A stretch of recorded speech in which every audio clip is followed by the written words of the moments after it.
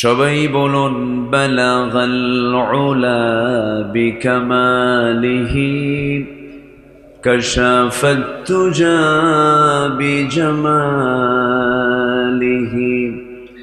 হাসনাত জামিউ খিসালিহি সাল্লু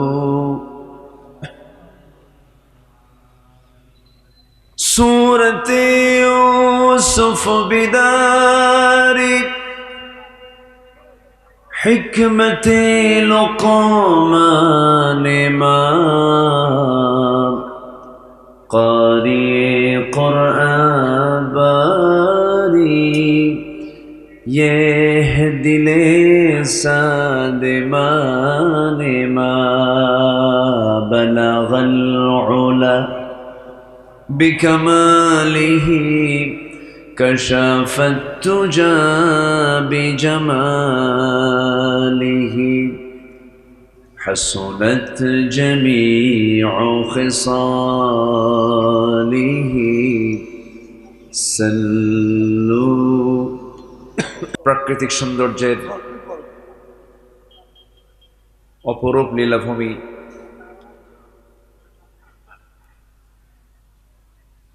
খুলনা অঞ্চলের ঝিনাইদহ জেলার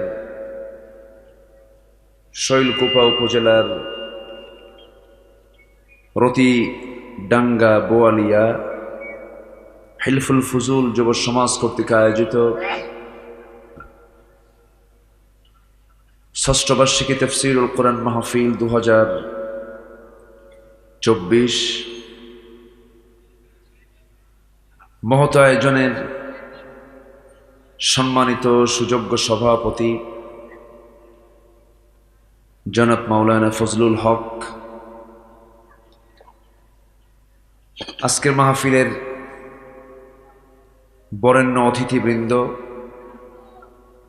হযরত উলামায়ে কেরাম, ফদলা ইজম, বিশেষ করে আমার পূর্বে কথা বলেছেন জনাব বিশিষ্ট ওয়াইজ জনাব রিয়াদ ইসলাম বকুল সাহেব, উপস্থিত হযরত উলামায়ে কেরাম, ফদলা ইজম, সুশীল সমাজ, জাতির শ্রেষ্ঠ সন্তান, শিক্ষক মণ্ডলী, সামনে উপস্থিত দূরে কাছের বিভিন্ন স্থান থেকে ছুটে আসা কালেমার ঝান্ডাবাহী, তাওহীদের পতাকাবাহী, দ্বীন ইসলামের নরশারদুল বীর মুজাহিদ, প্রাণ প্রিয় সম্মানিত দ্বীনি ভাইরা, আড়ালে বসে আছেন শ্রদ্ধেয়া সম্মানিতা মা বোনেরা। আলোচনার সূচনায় আনুষ্ঠানিকতার মধ্য দিয়ে আমার পক্ষ থেকে আবারও দিল খোলা সালাম, আসসালামু আলাইকুম ওয়া রাহমাতুল্লাহি ওয়া বারাকাতুহু। সালামের জবাব একটু ভিজা ভিজা মনে হচ্ছে, অনেক রাত হয়ে গেছে তো কুয়াশায় কেমন যেন মনে হচ্ছে। আসসালামু আলাইকুম ওয়া রাহমাতুল্লাহ। সবাই কেমন আছেন? আমাকে প্রশ্ন করে ফেলেছেন। আল্লাহ তাআলা আমাকে আপনার মতোই, আপনার কাতারেই, আপনার সাথেই রেখেছেন। বলছি আলহামদুলিল্লাহ। সাথে না থাকলে তো আসতে পারতাম না, হসপিটালে থাকতাম অথবা অন্য কোথাও থাকতাম। আসতে পেরেছি জান্নাতের টুকরায়, বসতে পেরেছি রহমতের এমন বরকতময় জায়গায়। শুকরিয়া জ্ঞাপন করছি, প্রাণ খুলে বলে উঠছি আলহামদুলিল্লাহ। আবারও বলছি আলহামদুলিল্লাহ। সবাই চিৎকার মেরে বলছে আল্লাহুম্মা ইন্নী আসআলুকা আল হুদা ওয়াত তুকা ওয়াল আফাফা ওয়াল গিনা। সবাই বলি আল্লাহুম্মা আইন্নি আলা যিকরিকা ওয়া শুকরিকা ওয়া হুসনি ইবাদাতিকা। আমরা আল্লাহ তাআলার শুকর আদায় করে নিলাম। সম্মানিত দ্বীনি ভাইরা, গতকালকে আমার এই সময় মাহফিল শেষ, আমি দোয়া করে সবাইকে বিদায় জানাচ্ছিলাম। আজকে এই সময় আমার মাহফিলটা শুরু হলো। আসলে মাহফিলের মূল যে টাইমটা এটা কিন্তু মোটামুটি বকুল ভাই কাভার করছে। মানে মাহফিলের যে মূল যৌবন টাইম 9টা থেকে 11টা, এটা হচ্ছে মূল টাইম, যৌবন টাইম। সেই যৌবনকাল পার করে আমি উঠছি বুড়াকালে। এখন এই সময় পেশাবের চাপ, নিম্নচাপ, বিড়ি খাওয়া চাপ, ঘুমের চাপ, বাড়ি যাওয়ার টেনশন, মানে লেখা থাকে আমাদের নামের আগে প্রধান বক্তা, কিন্তু মাহফিলে এসে হয়ে যায় শেষ বক্তা, তাই না? এই সিচুয়েশনই হয়, কিছু করার নাই, এই ট্র্যাডিশন চলে আসছে। চেষ্টা করি, বলি, এরপরেও বোঝে না।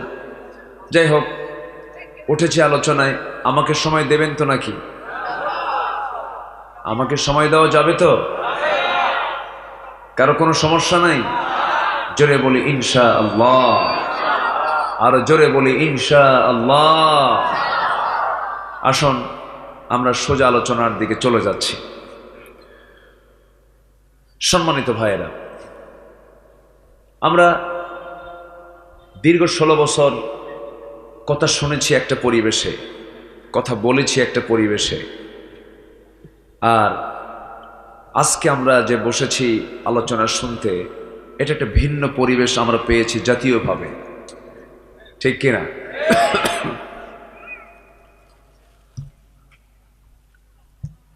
সেই পরিবেশটা হলো, আগে মাহফিল কমিটি যখন মাহফিল করার চিন্তা করত, তাদের চিন্তা হতো থানায় যে কতবার যাওয়া লাগবে, জুতার তলা ক্ষয় না হলে মাহফিলের পারমিশন মিলত না।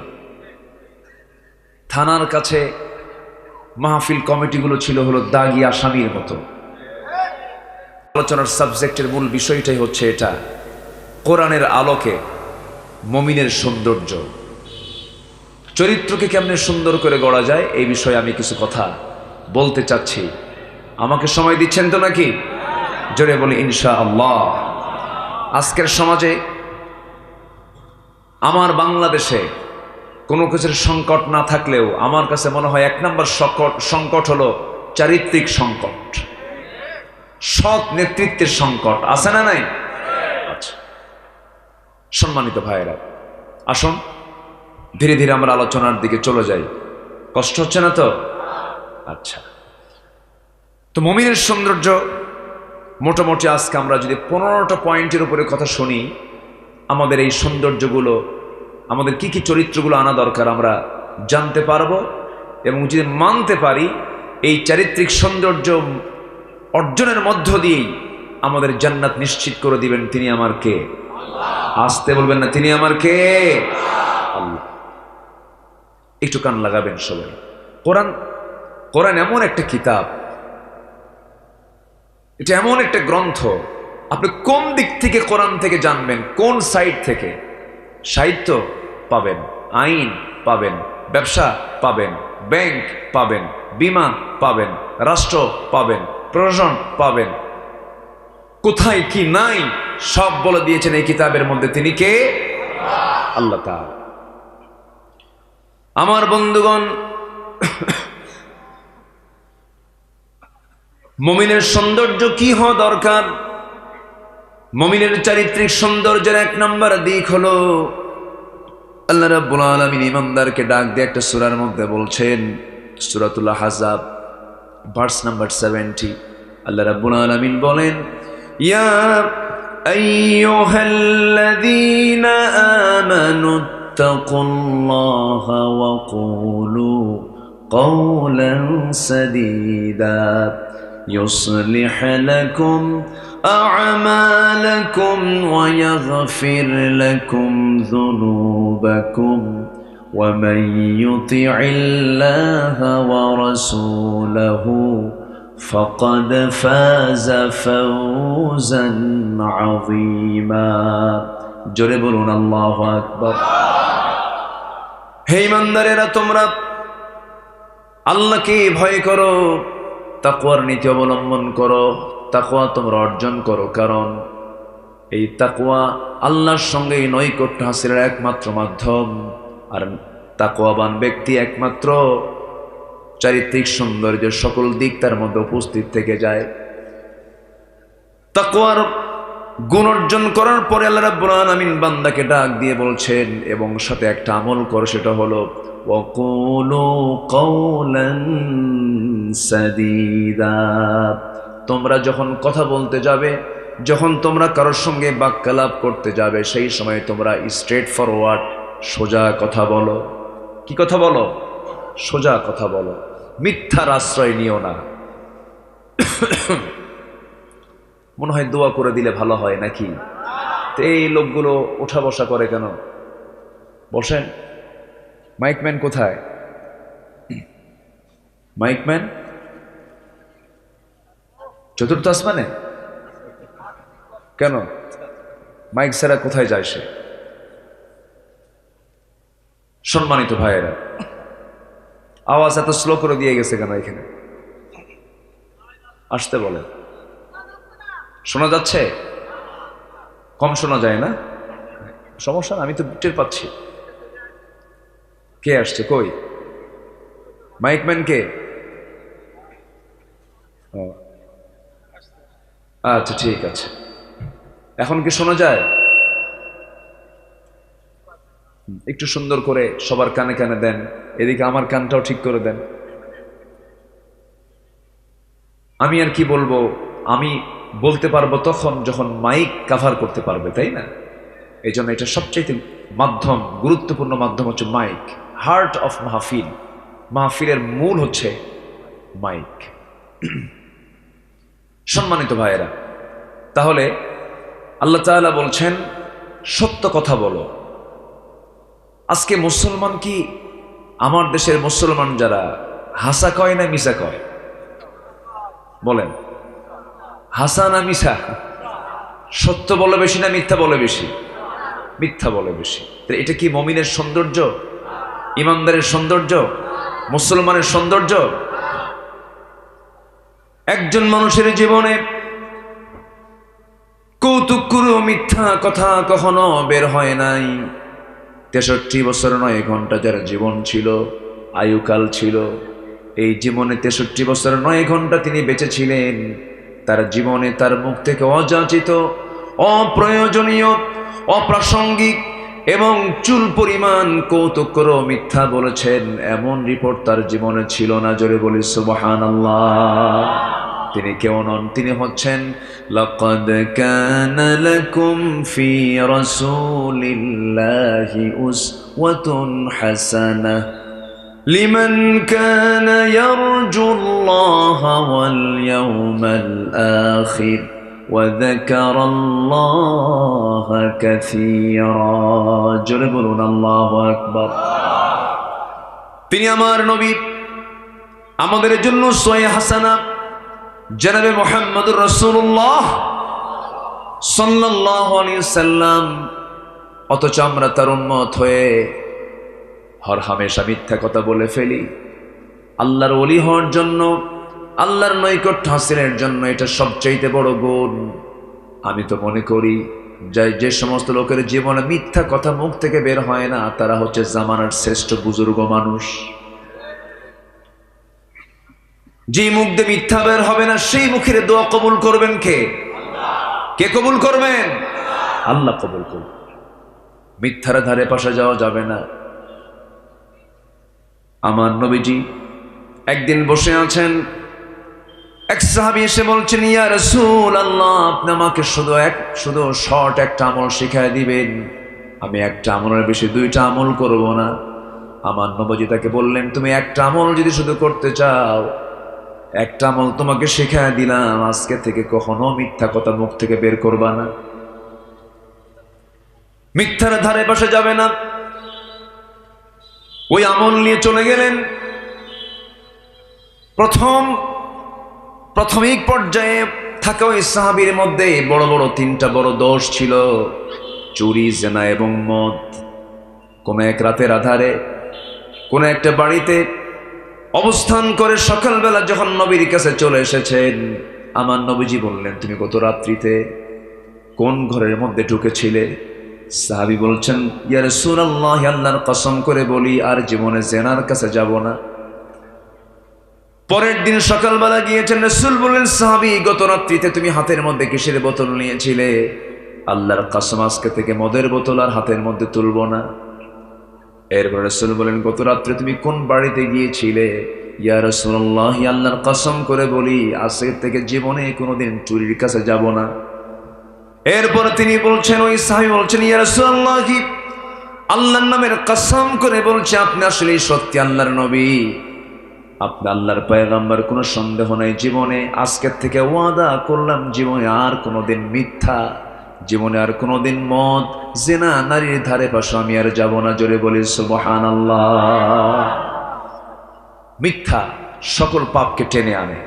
16টা বছর এদেশের বিটিভি সহ যত চ্যানেল ছিল সবগুলো ছিল হলো মিথ্যা তথ্য দিয়ে ভরা, ঠিক কিনা বলেন? যা পেয়েছে সব মিথ্যা। আজকে তার টের পাচ্ছি না আমরা। দেশ কত দূর আগায় নিয়ে গেছে তারা। 18 কোটি মানুষ যে দেশের নাগরিক, 11 লক্ষ কোটি টাকা দেশে ঋণ রেখেছে তারা। কি বলে, 18 লক্ষ কোটি টাকা তারা দেশের ঋণ রেখে গেছে। এর মধ্যে 11 লক্ষ কোটি টাকা তারা নিজেরাই পাচার করে নিয়ে চলে গেছে। কয়েকটা ধরা পড়ছে অবশ্য। এর মধ্যে একজন বিশেষ খ্যাতিমান মানুষ, সালমান এফ রহমান ওরফে বাবা দরবেশ, ঠিক কিনা বলে? মাথার চুলগুলো থেকে শুরু করে নিয়ে পা পর্যন্ত সব সাদা, মানুষটাও সাদা। এত সুন্দর চেহারার মানুষ, মনে হয় আসমান থেকে জিব্রাইল চলে আসছে, এত সুন্দর চেহারা। বাঁচার জন্য কত না কি করলো সবাই তো জানেন কম বেশি। কত চেষ্টা করলো, কত অভিনয় করলো, মাথার চুল কালো বানালো, দাড়িটা রাখলোই না, কেটেই ফেললো। পাঞ্জাবি খুইলা গেঞ্জি পরলো, পায়জামা খুইলা লুঙ্গি পরলো, নৌকায় চললো। নৌকায় চড়ার পর সেই নৌকার ভেড়ে না কোস্টগার্ড ধরে ফেললো বন্ধু আইনমন্ত্রীকে। আইনমন্ত্রী আর চুল কাটবে কেমনে? ওর চুলই তো নাই। দাড়ি কাটবে কেমনে? দাড়ি তো আগের থেকে রাখে নাই, উপায় তো নাই। তা আইনমন্ত্রীকে যখন ধরে নিয়ে যাচ্ছে তখন বলল, আসলাম দুজন, যাব একা। এটা কেমন কথা? হ্যাঁ, কি কথা কি বুঝতেছেন আপনারা? আসলাম সাথে দুইজন একসাথে, আর যাবো এক, এটা কেমন হয়? তখন বলে, ঘটনা কি? আরেকজন আছে তো, ওই যে বসে আছে। কে ওটা? ভালো করে দেখো, চিনবা, ভালো করে দেখো। কেন চিনতেছি না তো, মাথার চুল কালো, মুখের দাড়ি নাই, লোকটা কে? চেনা যায় না তো। ভালো করে দেখো, ওটাই দরবেশ। ধরে নিয়ে আসা হলো। এখান থেকে একটা শিক্ষা আছে, জালিম জালিমকেও ছাড় দেয় না, কিন্তু ইমানদার ইমানদারের জীবন রক্ষার জন্য জীবন পর্যন্ত দিতে প্রস্তুত নিয়ে নেয়, ঠিক কিনা? চিন্তা করেন, গোটা দেশের সমস্ত নেতৃবৃন্দ থুইয়া হেলিকপ্টারে চড়ে মারছে, দূর পালাইছে। ইমানদারের চরিত্র এগুলো নয়। আমার নবীজি বদরের প্রান্তরে, উহুদের প্রান্তরে সকল সাহাবে কেরামকে নিয়ে যখন চলে গেছেন, তিনি সবার পেছনে না তিনি সবার আগে? সবার পেছনে না সবার আগে? সবার আগে। এটাই ইমানদারের চরিত্র হওয়া উচিত ছিল। আমার বন্ধুগণ, মিথ্যার কাছে যাওয়া যাবে না। মিথ্যা ধরলাম তো আমি হেরে গেলাম। সত্যের সঙ্গে সর্বক্ষণ থাকতে হবে। মিথ্যার আশ্রয় নেওয়া যাবে না, মিথ্যা অপকৌশল করা যাবে না। মিথ্যার ফলাফল হলো জাহান্নাম, সত্যের ফলাফল হলো জান্নাত। আল্লাহ রাব্বুল আলামিন আরেক জায়গায় বলছেন, ওয়াকুলু লিন্নাসি হুসনা। যখন তোমরা মানুষের সঙ্গে কথা বলবে, মিষ্টি করে সুন্দর করে কথা বলো, মিথ্যামূলক কোনো কথা বলতে যেও না। এক নম্বর বিষয় আমরা জানলাম, মোটামুটি 15টা চারিত্রিক সৌন্দর্য যদি কোনো বান্দার মধ্যে চলে আসে, কোরআন যেগুলো শিক্ষা নিতে বলেছে এই গুণ যদি বান্দার মধ্যে নিয়ে আসে, আল্লাহ রাব্বুল আলামিন বলছেন ওই বান্দার জান্নাতে যেতে কোনো কষ্ট হবে না। আল্লাহু আকবার বলেন। নাম্বার 2 হলো আমানত রক্ষা করা। আমানত কি করা? আমানত রক্ষা করা। আমানত রক্ষা মানে হচ্ছে, কই যান বসেন, কিসের যাওয়া? আপনাকে দেখে আবার একদিন চলে যাবে। আপনার ভক্ত আছে না, বসেন। এটা এখানে, ওটা নিচে রাখেন, একটু কষ্ট হচ্ছে, রাখেন। জি আলহামদুলিল্লাহ, খুব সুন্দর কণ্ঠ তো, অনেক সুন্দর আলোচনা করেছেন আজকে। আল্লাহ তুমি আলোচনার মধ্যে বরকত দিয়ে দাও। জোরে বলি আল্লাহুম্মা আমিন। আরো জোরে আল্লাহুম্মা আমিন। আমানত রক্ষা করতে হবে। ক্ষমতা একটা আমানত। ক্ষমতা একটা কি? আমানত। চেয়ার একটা কি? আমানত না? চেয়ার একটা আমানত। সাইয়্যিদনা ওমর ফারুক রাদিয়াল্লাহু তাআলা আনহু অর্ধ দুনিয়ার শাসক তিনি। অর্ধ দুনিয়া, 40টা রাষ্ট্র তিনি চালান। ছোটখাটো না, 40টা রাষ্ট্রের তিনি রাষ্ট্রপ্রধান। যখন ক্ষমতার মসনদে তিনি বসলেন, সেদিন থেকে মৃত্যুর দিন পর্যন্ত একটা রাত তিনি ঘুমাতে পারেননি। একটাই টেনশন, এই আমানত আমার রক্ষা হবে তো? মাঝে মাঝেই তিনি আফসোস করে বলতেন, ফোরাত নদীর তীরে যদি একটা কুকুর অনাহারে মারা যায়, আর ইরাকের রাস্তা খারাপের কারণে যদি সেই খারাপ গর্তের মধ্যে যদি একটা উট চলতে নিয়ে উটের পা পড়ে, উটের পা ভেঙে যায়, কিয়ামতের দিন আমি ওমর, আমাকে উট কেন পা ভেঙে ফেললো, কুকুর কেন মারা গেল, তার জন্য আমি ওমর, আমাকে জবাবদিহির কাঠগড়ায় দাঁড়াতে হবে আল্লাহর সামনে। কি অনুভূতি তাদের মধ্যে কাজ করেছে, কি চিন্তা তাদের মধ্যে কাজ করেছে। প্রথম খলিফা হচ্ছেন আবু বকর সিদ্দিক রাদিয়াল্লাহু তাআলা আনহু। যেদিন তিনি খেলাফতের দায়িত্ব গ্রহণ করলেন, খেলাফতের দায়িত্ব পেলেন, তার আগের থেকে তার একটা দায়িত্ব ছিল, প্রতিবেশীর হক আদায় করার একটা অংশ ছিল, সেটা হলো তার ঘরের সঙ্গে একটা ঘর ছিল। সেই ঘরের বাসিন্দা একজন ছিলেন, স্বামী নাই, ছেলে নাই, মেয়ে নাই, সন্তানাদি কেউ নাই, শুধুমাত্র একজন বুড়ি মহিলা ছিলেন, তার খেদমত করার মতো কেউ ছিল না। সাইয়্যিদনা আবু বকর সিদ্দিক রাদিয়াল্লাহু তাআলা আনহু প্রত্যেক দিন শেষ রাতের দিকে তার রান্না বান্না, কাপড় চোপড় ধোয়া, গোসল করানো সবকিছু সম্পন্ন করে তিনি চলে আসতেন। খেলাফতের দায়িত্ব পেলেন, তাও করলেন। সাইয়্যিদনা ওমর ফারুক একদিন দেখে ফেলে বলছেন, সব কাজ আপনি একাই করবেন, আমাদের কিছু কাজের তো সুযোগ দেওয়া দরকার। সাইয়্যিদনা আবু বকর বলছেন, ওমর, আমার ভাই ওমর, কিয়ামতের দিন আমার আমলনামা তো তোমার পিঠে যাবে না, আমাকে আমার কাজ করতে হবে। সাইয়্যিদনা আবু বকর রাদিয়াল্লাহু তাআলা আনহু ইন্তেকাল হয়ে গেল। ইন্তেকাল হওয়ার পরের দিন ওমর ফারুক রাদিয়াল্লাহু আনহু মনে মনে চিন্তা করতেছেন, ভাই আবু বকর তো নাই, বুড়ি মহিলার জন্য কি হয়ে গেল। সেই বুড়ি মহিলার খেদমত করার জন্য তিনিও চলে গেছেন শেষ রাত্রিতে। খেদমত করলেন, কাপড় চোপড় ধুয়ে দিলেন, খাবার দাবার সম্পূর্ণ করে সব কিছু রেডি করে তিনি দিয়ে বের হয়ে চলে আসলেন। ওই বৃদ্ধা মহিলা জানে না প্রথম খলিফার ইন্তেকাল হয়েছে কিনা, বয়স্ক মানুষ, খবর তার কানে যায় নাই। তার সামনে যে খাবারগুলো পরিবেশন করা হয়েছে এর মধ্যে খেজুর কিছু ছিল, সেই খেজুরগুলো যখন খেতে নিয়েছেন বুড়ি মহিলা, খেজুরের কামড় দেওয়া মাত্রই দেখেন খেজুরের মধ্যে বিচি। অনুমান করলেন, বুঝতে পেরেছে আমার আসল খাদেমার দুনিয়াতে নাই। মানে আবু বকর সিদ্দিক রাদিয়াল্লাহু আনহু যখন ওই বুড়ি মহিলার সামনে যখন খেজুরগুলো দিয়ে দিতেন, খেজুরের বিচিগুলো ফেলে দিয়া খেজুরগুলো শুধু বিচি মুক্ত রেখে তার সামনে রেখে দিতেন, যেন বুড়ি মহিলার খেতে কোনো কষ্ট না হয়। সুবহানাল্লাহ বলবেন না? জোরে বলি সুবহানাল্লাহ। আমার বন্ধুগণ, সেই যুগের মানুষগুলো আবার কেমন ছিল? গভীর রজনী, নিঝুম রাত, ওমর ফারুক রাদিয়াল্লাহু তাআলা আনহু রাতের বেলা তিনি একাকী চলছেন, নির্জন রাত্রিতে ছোট্ট একটা লাঠি নিয়ে একা একা চলতেছেন। তাদের জন্য কোনো প্রটোকল লাগতো না, কোনো মানুষের প্রয়োজন হতো না, তিনি সম্পূর্ণ একাকী চলতেন, কারণ তার দিলের মধ্যে ভয় ছিল একমাত্র কার ভয়? আসতে বলবেন না, কার ভয়? বিগত 16 বছর দেখেছি আতিপাতি নেতার পিছনে 50টা মোটর সাইকেল। কটা মোটর সাইকেল? 50-100টা মোটর সাইকেল থাকে। আতিপাতি নেতা, ওগুলো গেল কই? পিটাইয়া সোজা করা দরকার, ঠিক কিনা? অনেক লাফালাফি করেছে, মঞ্চে এসে ডিস্টার্ব করেছে, মঞ্চে এসে ডিস্টার্ব করেছে, আমাদেরকে কথা বলতে দেয়নি। মঞ্চ ওঠার আগে আমাদেরকে ওয়াজ শোনায় দিত, হুজুর আকাশের ওয়াজ করবেন আর কবরের ওয়াজ করবেন, দুনিয়াটা আমরা দেখে নেব।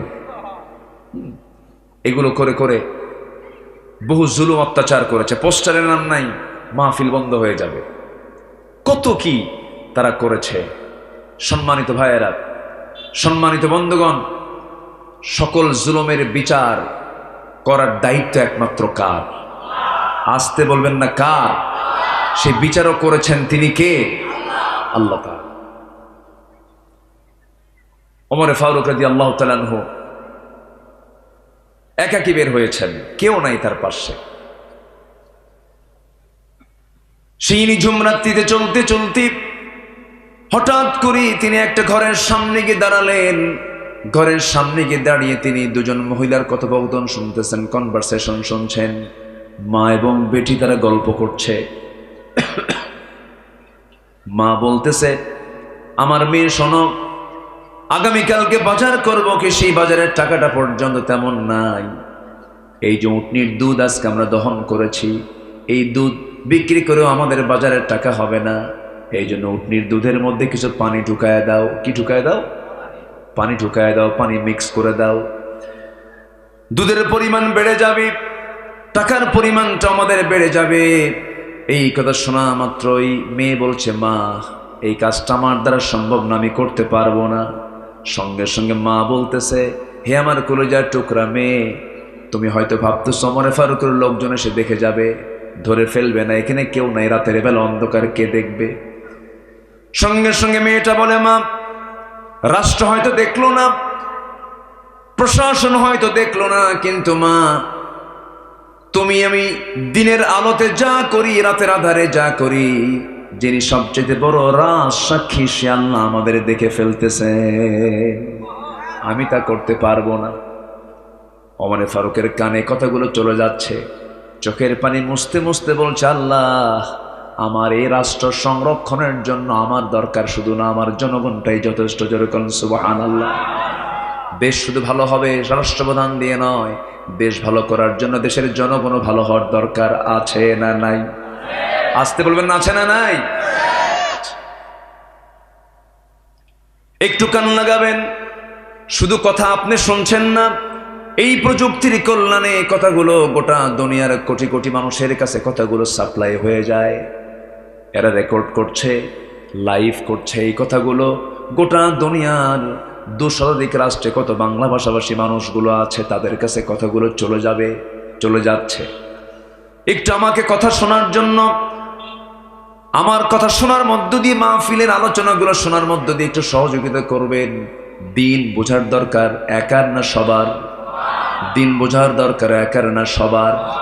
একটু কান লাগাবেন। 15টা গুণ অর্জন করবো আমরা। কয়টা গুণ অর্জন করব? 15টা গুণ। নাম্বার 1 আমরা শিখে নিয়েছি। আজকের মাহফিল থেকে সিদ্ধান্ত নিলাম জীবনে আর কখনো মিথ্যা কথা বলবো না। জোরে বলি ইনশাআল্লাহ, আরো জোরে বলি ইনশাআল্লাহ। নাম্বার 2 হলো আমানতের হেফাজত করা, আমানত খেয়ানত না করা। এই কথা বলতে নিয়ে সাইয়েদনা ওমর ফারুকের দিকে চলে গেছে আমরা। আমার বন্ধুগণ, ওমর ফারুক রাদিয়াল্লাহু তাআলা আনহু কত বড় আমানতদার ছিলেন, কি তাকওয়া তাদের মধ্যে কাজ করেছে। একটু কান লাগান, মনোযোগ দিয়ে শোনেন। সাইয়েদনা ওমর ফারুক রাদিয়াল্লাহু তাআলা আনহুর একটা ছোট্ট ছেলে বাজার থেকে একটা ঘোড়া কিনে এনেছে। সেই ঘোড়া কিনে এনে বাড়িতে লালন পালন করে ধীরে ধীরে বড় করতেছিল, মোটা তাজা করতেছিল। কিন্তু যে ঘাস ঘোড়াটা খায় সেই ঘাসটা হলো রাষ্ট্রের জায়গা, রাষ্ট্রের জায়গার ঘাসগুলো খেয়ে খেয়ে ঘোড়াটা বড় হচ্ছিল। ঘোড়া যখন বড় হয়ে গেল, বিক্রির সময় যখন হয়ে গেছে, সেই ঘোড়াটা নিয়ে খলিফা ওমরে ফারুকের ছেলে চলে গেছে বাজারে বিক্রি করার জন্য। টাকা, লাভসহ টাকা নিয়ে চলে আসবে বিক্রি করে। কি হয়ে গেছে ঘোড়া, বিক্রিত ঘোড়া বিক্রি করে সেই টাকাটা নিয়ে, বিক্রিত ঘোড়ার টাকাটা নিয়ে ফিরে আসতেছেন বাড়ির দিকে। দরজার ফটকে দাঁড়িয়ে আছেন ওমর ফারুক রাদিয়াল্লাহু তাআলা আনহু। ছেলে আসার সঙ্গে সঙ্গেই বলছেন, হে আমার সন্তান, হে আমার কলেজার টুকরা সন্তান, ঘোড়াটা কি করেছ? বিক্রি করেছি। কিনছিলা কত দিয়া আর বিক্রি করলা কত দিয়া? এত টাকা দিয়ে কিনেছি, এত টাকা দিয়ে বিক্রি করেছি। এই কথা শোনার সঙ্গে সঙ্গে ওমর ফারুক বললেন, লাভ হয়েছে কত টাকা? এত টাকা লাভ হয়েছে। এই লভ্যাংশের টাকাটা দয়া করে রাষ্ট্রীয় কোষাগারে জমা দিয়ে দাও, কারণ ঘোড়া তোমার হতে পারে, কিন্তু ঘোড়া তার ঘাস খেয়েছে রাষ্ট্রের জায়গায়। সম্পূর্ণ লভ্যাংশ টাকাটা এই রাষ্ট্রের কোষাগারে জমা হয়ে যাবে। জোরে বলে সুবহানাল্লাহ। এটাই হচ্ছে আমানত। এটাই কি বলেন? আসতে বলে, এটা কি আমানত। আমার ভাইরা, সাইয়েদনা ওমর ফারুকের জীবন থেকে যখন কথা বলা শুরু, চেনেন তো নাকি? ওনাকে চেনেন না সবাই? ওমর ফারুক কে? কয় নাম্বার খলিফা? বলেন, কয় নাম্বার খলিফা? বহুদিন আগে এক মাহফিলে বললাম, ওমর ফারুককে চিনেন কে? সামনে থেকে একজন ছেলে দাঁড়ায় বলে, হুজুর আমি চিনি। কে? আমাদের বাড়ির দোতলায় ভাড়া থাকে।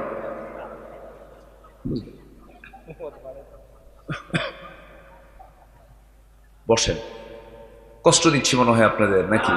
অনেক রাত হয়ে গেছে, 12টা বাজতেছে। যদি বলেন শেষ করে দেব। এই তো, জি, সারা রাত। এই তো দেখতেছি আরেক, জি বলি আলহামদুলিল্লাহ, খুব ভালো মানুষ আপনারা। জি,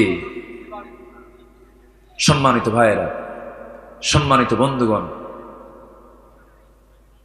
তাই তো আজকে মুক্ত মনে, মুক্ত চিন্তায় কথা বলার সুযোগ আমরা পেয়েছি। আমাদের কণ্ঠরোধ করা হয়েছে, আমাদেরকে জেলখানায় ঢুকিয়ে দেওয়া হয়েছে। আল্লামা সাঈদীর মতো ব্যক্তিকে, কত বড় সম্পদ তিনি! শুধু বাংলাদেশের সম্পদ তিনি নয়, গোটা বিশ্ব মুসলিম উম্মার তিনি সম্পদ। সেই লোকটাকে তিলে তিলে পুড়ে পুড়ে জেলখানায় রেখে সর্বশেষ তাকে পয়জনিং করে, বিষ প্রয়োগ করে হত্যা করলো। তাফসীর মাহফিলের এই প্ল্যাটফর্ম থেকে সুস্পষ্ট ভাষায় জানিয়ে দিতে চাই, যেই মেডিকেল টিম কর্তৃক, যে সমস্ত কুচক্রান্তকারী কর্তৃক মেডিকেল টিম গঠন করে তাকে পয়জনিং করে হত্যা করা হয়েছে, অবিলম্বে তাদেরকে গ্রেফতার করে চূড়ান্তমূলক শাস্তি নিশ্চিত করা হোক। রাজি আছেন কারা কারা? হাত উঁচু করে দেখান মুসলমান।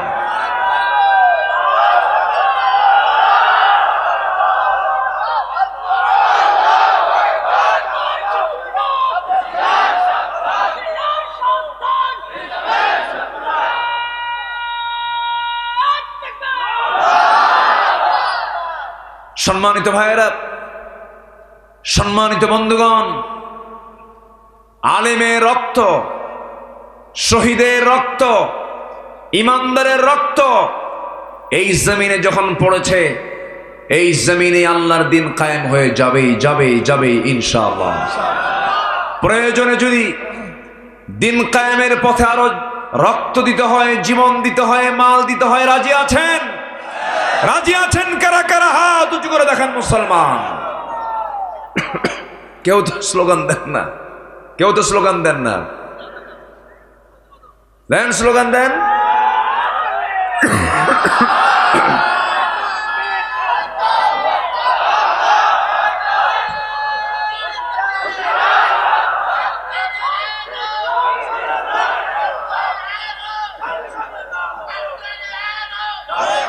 আলেম ওলামা যেখানে, আল্লাহ কবুল করুন। জোরে বলি আমিন।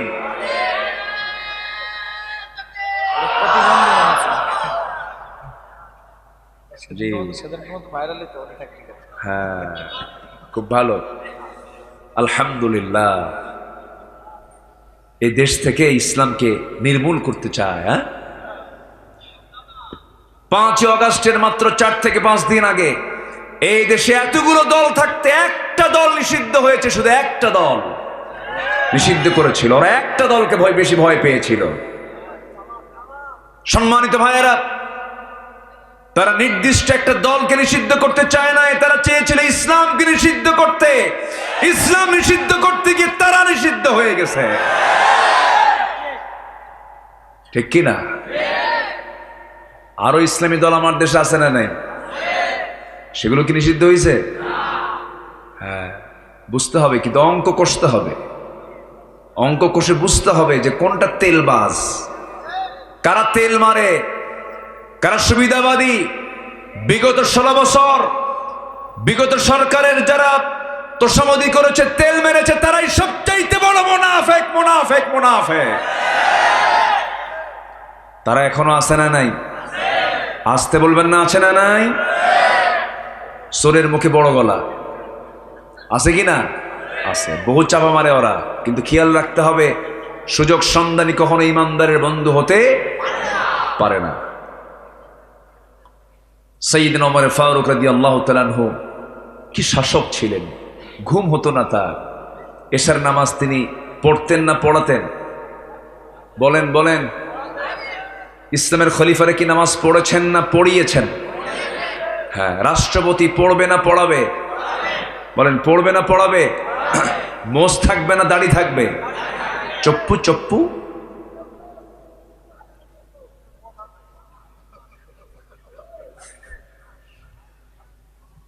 মুসলিম লিডার হবে দাড়িওয়ালা না মোষওয়ালা?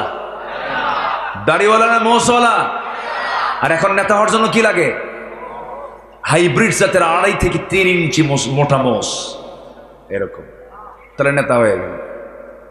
ওই সমস্ত নেতৃত্ব আর মানি না, থুতু মারি, থুতু, ঠিক কিনা? ওগুলো আমরা মানি না। আমরা সেই নেতৃত্ব মানবো যে নেতৃত্বের দিকে তাকালে আমার রাসূলুল্লাহর কথা মনে হয়ে যায়। সব দেখা শেষ। কেউ বাপ নিয়ে ব্যস্ত, কেউ স্বামী নিয়ে ব্যস্ত, কেউ কারো বাপের দেশ, কারো স্বামীর দেশ, মাঝখান দিয়ে আমরা শেষ। ওগুলো সব বাদ। সোজা কথা, হাতে জুতা নিয়ে দাঁড়াবেন যদি কেউ আসে আপনার কাছে। যদি ইসলাম নিয়ে কথা বলে, ইসলামের পক্ষে কথা বলে, ধন্যবাদ জানাবেন, বুকের সঙ্গে বুক লাগায় নেবেন। ইসলামের দাওয়াত ছাড়া, ইসলামের দল ছাড়া অন্য কোনো কথা বললে থুতু মারবেন আর জুতা মারবেন। 71 থেকে 2024 সাল ধোকা খাইছি, ধোকা। ধোকার উপরেই জাতি চলছে। আমরা দেশটা গড়ব কোন দিন? সেই মাহাতির, মুহাম্মদ মাহাতির মালয়েশিয়াকে কোথায় নিয়ে চলে গেছেন? 81-তে ক্ষমতায় এসেছেন তিনি। সেই মালয়েশিয়া আজকে কোথায়? আর আমার বাংলাদেশ আজকে কোথায়? সম্মানিত ভাইয়েরা, দেশ গড়ার জন্য নিজের চরিত্র আগে সুন্দর করে গড়ার দরকার আছে না নাই? আসতে বলবেন না, আছে না নাই? এদেশের জাতীয় চরিত্র হলো সত্য কথা বলা না মিথ্যা কথা বলা? বলেন বলেন বলেন। মিথ্যা কথা বলা।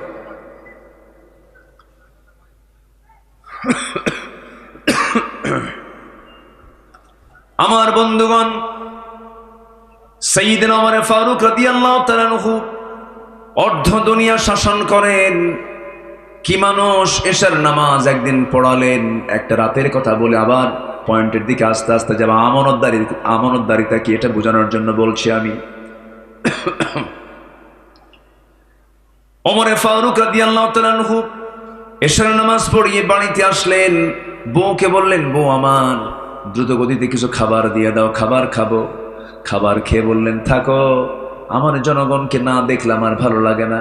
কি যেন সমস্যায় আছে আমার প্রতিবেশীগুলো, আমি একটু দেখে আসি। খাবার দাবার সম্পূর্ণ করে আস্তে করে বের হয়ে গেলেন।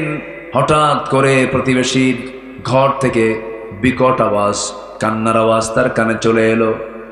সামনে গিয়ে দাঁড়িয়ে বললেন, এই বাড়িতে কি মহিলা নাই? এই বাড়িতে কি মা নাই? সন্তান কান্নাকাটি করছে, মা কিছু বলে না। সঙ্গে সঙ্গে মহিলার সামনে বের হয়ে এসে বলতেছে, আমি একজন বিধবা মানুষ, আমার স্বামী দুনিয়া থেকে বিদায় নিয়েছেন, ঘরের মধ্যে পানি ছাড়া চুল পরিমাণ কোনো খাবার নাই, কি দেব তাদেরকে? খাবারের যন্ত্রণায় তারা ছটফট করছিল। ওমর ফারুক রাদিয়াল্লাহু তাআলা আনহু কিচ্ছু কথা না বলে মাথা নিচু করে আবার তিনি চলে আসলেন খাদ্য গুদাম থেকে। এক বস্তা আটা নিজের পিঠে বহন করে নিয়ে চলে আসলেন। এসে বললেন, শোনো, বিধবা যখন তোমার আটার বস্তা আবার ফিরে যাবে, আমি ওমর তোমাকে নিজ দায়িত্বে দিয়ে যাবো, শুধু খোঁজ খবরটা আমার কানে লাগায় দিবা। সেখান থেকে চলে গেলেন, আরেকটা বাড়ির সামনে গিয়ে দাঁড়ালেন। সেই জায়গায় গিয়ে লক্ষ্য করে দেখেন ভিতর থেকে কান্নার আওয়াজ, বয়স্ক একজন মহিলার কান্নার আওয়াজ, চিৎকার করে কান্নাকাটি করে। প্রশ্ন করছেন, এত গভীর রাতে মহিলা কান্দে কেন, কি হয়েছে? পেটে বাচ্চা, ডেলিভারির সময় হয়েছে, কিন্তু ধাত্রী নাই, নার্স নাই, সন্তান ডেলিভারি হচ্ছে না। কি করবেন, তিনি তো পুরুষ মানুষ। আবার গভীর রাত, সোজা বাড়িতে চলে গেলেন, বউটাকে ডাক দিলেন। ডাক দিয়ে বউয়ের হাত ধরে বলছেন, আল্লাহর কসম করে বলি, আমরা কিন্তু জনগণের শাসক নই, আমরা হলাম জনগণের খাদেম। এই কথা বলে বউটাকে বোরকা পড়ায় নিয়া ওই বাড়ির সামনে গিয়ে দাঁড় করায়া হাত দুটা জড়িয়ে ধরে বলছে, আমার স্ত্রী, আল্লাহর কসম করে বলি, এই ঘরের মধ্যে একজন মহিলা আছে, পেটের সন্তান ডেলিভারি হচ্ছে না, নার্স নাই, আল্লাহ না করুন, আল্লাহ না করুন, যদি এই মহিলার যদি মৃত্যু হয়ে যায়, সন্তান অথবা যদি মা যে কোনো একজন যদি মারা যায়, অথবা দুজন যদি মারা যায়, কিয়ামতের দিন আমি ওমর আমাকে খুনির কাতের আল্লাহর সামনে দাঁড়াতে হবে। অতএব আমার পক্ষ হয়ে তুমি আমার স্ত্রী, আজকে তোমাকে নার্সের দায়িত্ব পালন করতে হবে। বউটাকে ঘরের মধ্যে ঢুকাইয়া দিলেন। একজন সম্রাটের বউ, একজন খলিফার বউ, তাকে নার্স বানায় ঘরের মধ্যে ঢুকাইয়া দিয়ে সেখান থেকে আস্তে করে আবার অন্যদিকে চলতে লাগলেন। চলতে চলতে লাঠি একখান নিয়া একাকি চলতেছেন। হঠাৎ করে একটা ছোট্ট কুটির ঘর থেকে গুনগুন গুনগুন করে যেন একটা আওয়াজ তার কানে চলে আসলো। মহিলা কি যেন গুনগুন করে গায়। কান পেতে পেতে কথাগুলো শুনলেন, কিন্তু কথার ভাষা হলো বিরহের গান। একটা নারী একটা পুরুষকে পাইতে গিয়ে যে গানগুলো গায়, সেই গান তিনি গাচ্ছে, ওই মহিলা গাচ্ছিল। মহিলার কণ্ঠে সে আওয়াজগুলো চলে আসতেছে। এমন জোরে ধমক মেরেছেন, এক ধমকে গান বন্ধ হয়ে গেছে। দরজার কাছে নক করছেন, দরজা খুলো, কি ঘরের মধ্যে গান গাও? দরজার খুলে না, পিছন দিক থেকে চলে গেলেন। খেজুর পাতার বানানো বেড়ার ঘর ছিল, সেই বেড়াটা টান মারলেন, খুলে গেল, ভিতরে ঢুকলেন। মোমবাতি জ্বালানো, প্রদীপ জ্বালানোর সামনে একজন মহিলা কাপা মাথায় কাপড় দিয়ে পর্দার নিয়ম রক্ষা করে দাঁড়ায় আছে। ওমরে ফারুক বলছেন, মহিলা, এই গভীর রাত্রে আল্লাহর কালাম তেলাওয়াত না করে, সুন্দরভাবে তাহাজ্জুদ নামাজ না পড়ে তুমি এই সময় কেন বিরহের গান গাচ্ছ? তুমি কি জানো না এটা ইসলামী জনপদ, ইসলামী রাষ্ট্র এটা? এবার মহিলা ওমরে ফারুককে চিনতে না পেরে বলতেছে, হ্যাঁ, এটা আমার বড় দোষ হয়ে গেছে, কিন্তু আমি গান গেয়েছি, এটা আমার একটা অপরাধ হতে পারে, কিন্তু তুমি আমার ঘরের মধ্যে ঢুকে একটা দুইটা নয়, 3 থেকে 4টা তুমি বড় বড় ভুল করে ফেলেছ। কি কি ভুল করেছে আমি বলো? মহিলা বলতেছে, আপনি ঘরের মধ্যে ঢুকবেন, অনুমতি তো নেন নাই, সালামত দেন নাই। লা তাদখুলু বুয়ুতান গায়রা বুয়ুতিকুম হাত্তা তাস্তানিসু ওয়া তুসাল্লিমু আলা আহলিহা। সালাম দিলেন না, অনুমতিও নিলেন না। নাম্বার 3 হলো, আপনি আমার ঘরের মধ্যে ঢুকবেন দরজা দিয়ে নয়, আপনি বেড়া দিয়ে ঢুকলেন, বেড়াটা ভাঙলেন, আমার সম্পদের ক্ষয়ক্ষতি হয়ে গেল।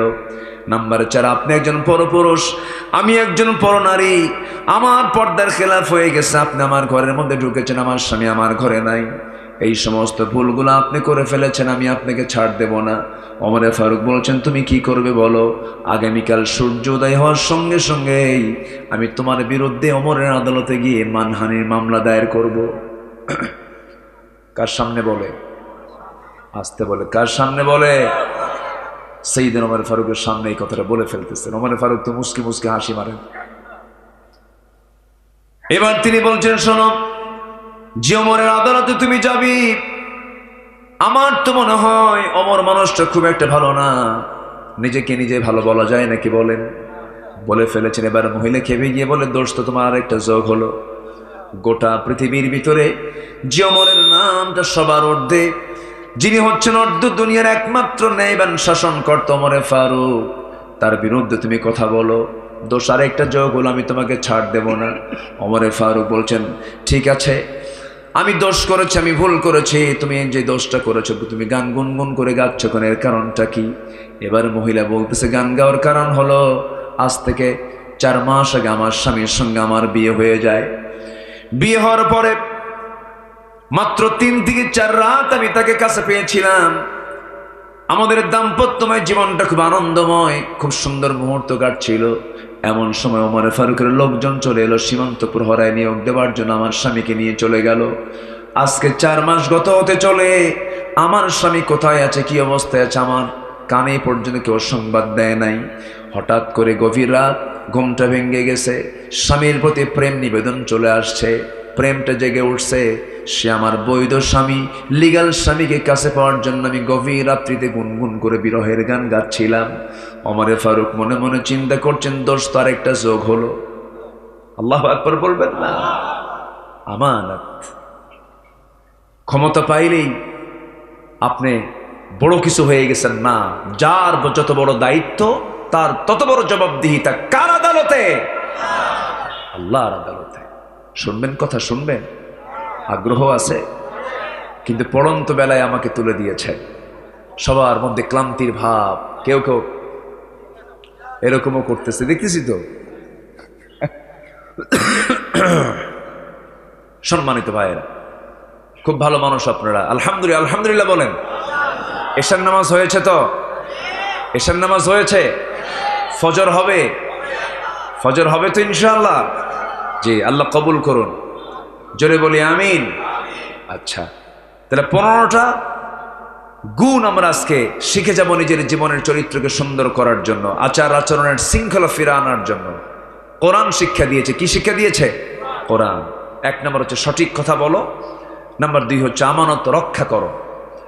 আল্লাহ রাব্বুল আলামিন বলেন, ইন্নাল্লাহা ইয়া'মুরুকুম আন তু'আদ্দুল আমানাতি ইলা আহলিহা ওয়া ইযা হাকামতুম বাইনান নাসি আন তাহকুমু বিল আদল ইন্নাল্লাহা নি'ম্মা ইয়া'ইযুকুম বিহি ইন্নাল্লাহা কানা সামিআন বাসীরা।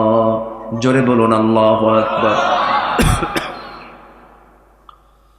নাম্বার 3 হলো ইনসাফ কায়েম করা, সদরাচরণ, সুন্দর আচরণ করা। কোরআনে কারীমের মধ্যে একটা আয়াত আছে, যে আয়াতটা হলো সবচাইতে ওয়েটফুল আয়াত, যে আয়াতটা প্রত্যেকটা খতিব জুমার দিনে পড়েন। আয়াতটা পড়লেই সবার কমন মনে হয়ে যাবে। যারা পারেন ঠোঁট মিলিয়ে বলুন, ইন্নাল্লাহা ইয়া'মুরু বিল আদলি ওয়াল ইহসান ওয়া ইতা'i যিল কুরবা ওয়া ইয়ানহা আনিল ফাহশাই ওয়াল মুনকারি ওয়াল বাগি ইয়া'ইযুকুম লা'আল্লাকুম তাযাক্কারুন। জোরে বলুন আল্লাহু আকবার। নাম্বার 4 হলো ধৈর্য এবং ক্ষমার বিরল দৃষ্টান্ত। ধৈর্য এবং ক্ষমা থাকতে হবে। আল্লাহ রাব্বুল আলামিন বলেন, ওয়ালামান সাবারা ওয়া গাফারা ইন্না যালিকা। দেখবেন জুমার দিন কিছু কিছু মুসল্লি সবার পরে যায় আর সবার আগে বের হয়, আছে না? আবার খতিব যদি 1:30টা পর্যন্ত খুতবা দেওয়ার নিয়ম, কথা খুব কষ্ট করে চাপ প্রয়োগ করে আমাকে কথা বলতে হচ্ছে, একটু আমাকে সময় দেবেন, আর একটু সময় বলেই আমি 15টা পয়েন্ট শেষ হবে, আমার আলোচনাও শেষ হয়ে যাবে। জোরে বলে ইনশাআল্লাহ। এখন ধৈর্যের পরিচয় দেবে বেশিকে, স্ত্রী না স্বামী? স্বামী। স্ত্রী যে দেবে না তা না, অবশ্যই দিতে হবে। কিন্তু আল্লাহ তাআলা স্ত্রীদের ধৈর্য দিয়েছেন এক জায়গায়, আর আপনার ধৈর্য দিয়েছেন আরেক জায়গায়। যেরকম সন্তান কোলে নিয়ে থাকা, সন্তান লালন পালন করা, এটাতে এগিয়ে কে? স্বামী না স্ত্রী? বাবা না মা? মা আগায় আছে, আপনি পারবেন না। 1.5 বছরের সন্তানকে যদি আপনার কোলে উঠায় দিয়া, অথবা 1.5 মাসের সন্তান আপনার কোলে উঠায় দিয়া বলে, তুমি 2 দিন একটু দেখো। 2 দিন কেন, 2 ঘন্টার পরেই সন্তান আছার মারা শেষ। এটার নাম হলো পুরুষ। এটার নাম কি বলেন? পুরুষ। পুরুষ পারবে না। এই ধৈর্য আল্লাহ তাআলা কাকে দিয়েছেন? নারীকে দিয়েছেন। আমার ভাইয়েরা, কিন্তু নেতৃত্ব দেওয়ার ক্ষেত্রে, পরিচালনার ক্ষেত্রে, সকল ক্ষেত্রে আল্লাহ রাব্বুল আলামিন ধৈর্যের পরিচয় পুরস্কার দিতে বলেছেন। আমার নবীর চারটা স্ত্রী একদিন সামনে বসে বলতেছে, হুজুর আমাদের 4 জনের মধ্যে একটা দ্বন্দ্ব লেগেছে। কি দ্বন্দ্ব? আপনি মূলত এই 4 জনের মধ্যে আপনি কাকে সবচাইতে বেশি ভালোবাসেন?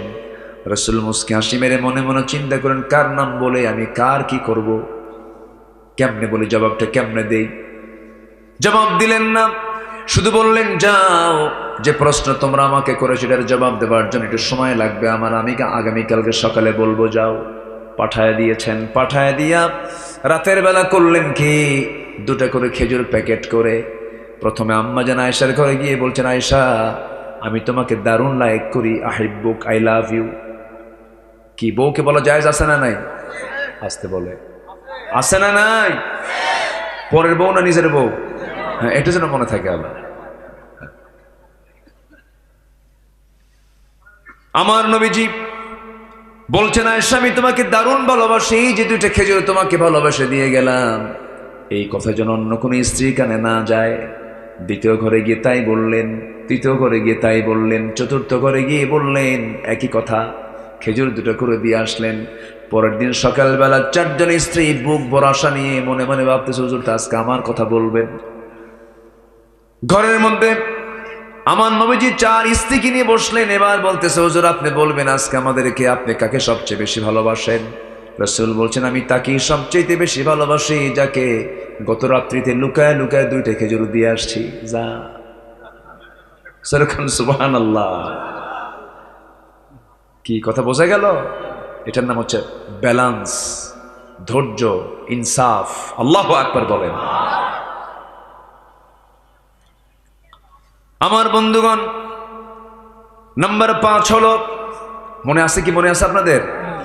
নাম্বার 1 হলো সত্য কথা বলা, নাম্বার 2 হলো আমানত রক্ষা করা, নাম্বার 3 হলো ইনসাফ কায়েম করা, নাম্বার 4 হলো ধৈর্য ক্ষমার দৃষ্টান্ত উপস্থাপন করা, নাম্বার 5 হলো আল্লাহর ভয়ে কাঁদতে কাঁদতে সেজদায় লুটিয়ে পড়া। আল্লাহর জন্য কাঁদতে হবে। এই পৃথিবীতে আল্লাহ ছাড়া যে অন্যের কাছে কান্দে সে লস। সে কি? লস। বউয়ের জন্য কাঁদবেন, লস। মেয়ের জন্য কাঁদবেন, লস। ছেলের জন্য কাঁদবেন, লস। সম্পদের জন্য কাঁদবেন, লস। দুনিয়ার যার জন্য আপনি কান্নাকাটি করবেন সব লস প্রজেক্ট। কিন্তু একটা কান্নায় উপকারে আসবে, যে আল্লাহর ভয়ে কাঁদবে, লুটিয়ে পড়বে, সেজদায় পড়বে।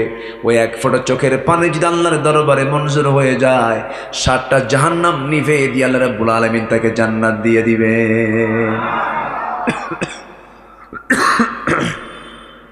আল্লাহ রাব্বুল আলামিন বলেন, والذين يبيتون لربهم سجدا وقياما والذين يقولون ربنا اصرف عنا عذاب جهنم إن عذابها كان غراما إنها ساءت مستقرا ومقاما। জোরে বলি আল্লাহু আকবার। আল্লাহর ভয়ে কেঁদে কেঁদে বলবে, আল্লাহ ওই জাহান্নামে ঢোকা তো আমার দ্বারা সম্ভব না, আমাকে জাহান্নাম থেকে বাঁচাও। আল্লাহ তুমি আমাকে মাফ করে দাও। যে সমস্ত বান্দাগুলো আল্লাহর ভয়ে চোখের পানি ফেলে ফেলে যায়, নামাজ ভিজায় ফেলে, আল্লাহ বলেন ওই বান্দাকে মাফ করে দাও, আমি আল্লাহ আমার ওয়াজিব হয়ে যায়। জোরে বলেন সুবহানাল্লাহ। মাফ চাইবো কার কাছে? ক্ষমা চাইবো কার কাছে? চোখের পানি ফেলে ফেলে কাঁদবো কার কাছে? আল্লাহর কাছে। হারে সাহাবীরা দুনিয়াকে প্রাধান্য দেন নাই, দুনিয়াকে বিক্রি করে দিয়েছেন, আখিরাতের কাছে নয়। হ্যাঁ, আখিরাতের কাছেই তারা দুনিয়াকে বিক্রি করে দিয়েছেন। আখিরাতটা তারা কিনে নিয়েছেন, দুনিয়া তারা বিক্রি করে ফেলেছেন। একটা ছোট্ট ইতিহাস মনে পড়ে গেল, শুনবেন নাকি? আগ্রহ আছে তো? ওইদিকে ওমরে ফারুকের জীবনের একটা অংশ কিন্তু বাদ পড়ে আছে। আছে? মনে আছে? মনে আছে? আমার বন্ধুগণ, কি ছিল তাদের সোনালী জীবন? মক্কা এবং মদিনার ঠিক মাঝখান বরাবর বাড়ি। একজন ব্যক্তি, একজন সাহাবী ইসলাম কবুল করেছেন। ছোটবেলায় বাপকে হারিয়েছেন, এতিম হয়ে চাচার কাছে মানুষ হয়েছেন। সেই সাহাবী ইসলাম কবুল করলেন। চাচা এসে বলল, ভাতিজা শুনলাম কি জানো? এবারে ভাতিজা বলছে, আপনি শুনবেন কেন? দেখেন লা ইলাহা ইল্লাল্লাহ। এই আচরণ দেখে চাচা বলে ফেললো, তুই কি জানিস তোর সমস্ত সম্পত্তি আমি জোর করে দখল করে নেব? কে চাচা, জোর করে দখল করার দরকার নাই, আমি আপোষে সব দিয়ে দিলাম, ঈমান আমার বড়। যেরকম সুবহানাল্লাহ। গায়ের জামাটাও খুলে নিয়েছে, জোর করে মারধর করে লুঙ্গিটা পর্যন্ত খুলে নিয়ে তাকে উলঙ্গ করে ঘর থেকে বের করে দিয়েছে, তাও খুশি তিনি। দরজার কাছে গিয়ে বলে, মা দরজা খুলো, তবে আমাকে দেখো না, আমাকে ছোট্ট একটা কাপড় দিয়ে দাও, সতরটা ঢেকে ফেলবো, নবীর দরবারে চলে যাচ্ছি। ঈমান বিক্রি করি নাই, দুনিয়া বিক্রি আমার হয়ে গেছে। যেরকম সুবহানাল্লাহ। দুনিয়া বিক্রি হয়ে গেছে কিন্তু ঈমান বিক্রি হয়নি। ছুটে চললেন নবীর পানে। প্রচন্ড শীতকাল, ঠান্ডার সময় খালি গায়ে কোনো মতো সতরটা থেকে চলে গেছেন মদিনার মসজিদের পাশে নবীর কবর, নবীর হুজরাখানার সামনে গিয়ে দাঁড়ায়ছেন। দরজায় নক করেছেন, দরজা খোলা মাত্র রাসূল দেখলেন কে যেন সামনে দাঁড়ানো, গায়ে কাপড় চোপড় নাই, নগ্ন দেহ।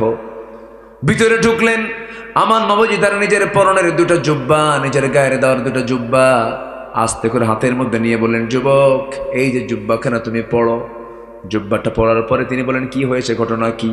কে চাচা আমাকে বস্ত্রহীন করে বাড়ি থেকে বের করে দিয়েছে। রাসূল মুস্কি হাসি মেরে বললেন, তোমার চাচা তোমাকে কাপড় ছাড়া শূন্য দেহে পাঠিয়ে দিয়েছে, আর বিশ্ব নবী তার গায়ের জুব্বা তোমাকে হাদিয়া দিয়েছে, যাও। যেরকম সুবহানাল্লাহ। খুব খুশি সাহাবী। এবার রাসূল বলছেন, ও সাহাবী তুমি কিছু বলতে চাও নাকি? এবার তিনি বলছেন, ইয়া রাসূলুল্লাহ, আমার বলার কি, আপনি আমার জন্য একটু দোয়া করবেন, আপনি আমার জন্য খাস করে দোয়া করবেন। আমার রাসূল করলেন কি, হাত দুটো উঁচু করে আকাশের দিকে তাকায় বলছে, আল্লাহ তাআলা আমার আব্দুল্লাহর জান মাল তুমি কাফের বেঈমানদের জন্য হারাম করে দাও। মনটা খারাপ হয়ে গেছে। হুজুর দোয়া চাইলাম কি, আপনি দোয়া করলেন কি? কি হয়েছে তোমার হুজুর? আমি তো শহীদ হতে পারবো না, কাফের বেঈমানদের জন্য আমি হারাম হয়ে গেছে, আমাকে মারতে পারবে না, ওরা আমাকে শেষ করতে পারবে না। এবার রাসূল বলছেন, তোমার যদি জিহাদের তামান্না থাকে, ওয়াইম্মা তাআলা ফিরাশি, আল্লাহ রাব্বুল আলামিন তোমাকে শহীদের দরজা বিছনায় মূল্য দিয়ে দিবেন। যেরকম সুবহানাল্লাহ। আমার নবীজি ওই সাহাবীকে পাঠিয়ে দিলেন, সাহাবে কেরামদের মধ্যে সময় কাটান। মদিনা থেকে যুদ্ধের ডাক চলে এসেছে, যুদ্ধের ময়দানেও তিনি চলে গেলেন। যুদ্ধ শেষ হলো, যুদ্ধ থেকে ফেরার পথে হঠাৎ করে মদিনা আসার পথে তিনি অসুস্থ হয়ে পড়লেন। নবীকে জানানো হলো, রাসূল বললেন, আমার প্রিয় সাহাবী তার সর্বোচ্চ সেবাটুকুন করো। সর্বশেষ 3 দিন পরে আবার জানানো হলো, হুজুর আমরা তাকে বাঁচাতে পারলাম না, আব্দুল্লাহ দুনিয়া থেকে বিদায় নিয়েছে। রাসূল বলেন, গোসল করাও, কাফনের কাপড় পড়াও, আমার আব্দুল্লাহর জানাজা কেউ পড়াবে না, আমার আব্দুল্লাহর জানাজা আমি রাসূল নিজে তার দায়িত্ব গ্রহণ করলাম। রাসূল জানাজা পড়ায় দিলেন। জানাজা শেষ করার পরে রাসূল বলছেন, সাহাবীরা রে, আমার আব্দুল্লাহর কবরটা কোথায় খনন করেছো? ওই যে 2 পাহাড়ের ঠিক মাঝখানে। রাসূল বলছেন, সাহাবীরা, আমার আব্দুল্লাহর লাশটা কেউ কবরে রাখতে পারবে না, আমার আব্দুল্লাহর কবরটাতে আব্দুল্লাহর লাশ আমি রাসূল নিজের হাতে শোয়ায় দেব, নিজের হাতে রাখবো, আমাকে নিয়ে চলো। রাসূল নিজে চলে গেলেন। যাওয়ার পরে কবরের সামনে দাঁড়ালেন, কবরের মাটিতে নামলেন।